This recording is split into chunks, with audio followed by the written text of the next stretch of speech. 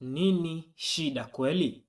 Je, ni magonjwa yanayokukula mwili taratibu bila matumaini ya kupona? Au ni huzuni ya kufiwa na wapendwa ambayo haiondoki hata baada ya miaka mingi? Au labda ni fikra zinazokusumbua usiku kucha hadi macho hayafumbiki tena? Ama pengine ni majonzi yaliyoficha tabasamu yakikandamiza kila chembe ya furaha? Nini shida? Ni mapenzi ambayo yamegeuka maumivu? Au ni wale uliowapenda kwa dhati lakini wakawa chanzo cha maumivu?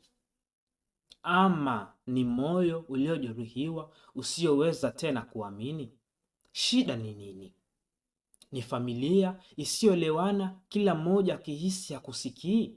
Au ni marafiki wanaokugeuka kama upepo, leo wako, kesho wamepotea? Nauliza, nini shida? Au ni kazi inayolipa lakini haina furaha?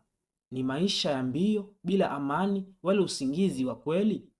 Au ni ndoto zako unazozizika kwa hofu ya kushindwa? Ama ni imani inayodhoofika kila siku kwa sababu ya majaribu mazito?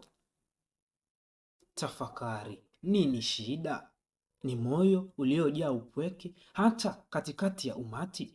Ama ni machozi ya kimya ambayo hakuna anayeyaona? Au tabasamu za uongo zinazoficha vilio vya ndani?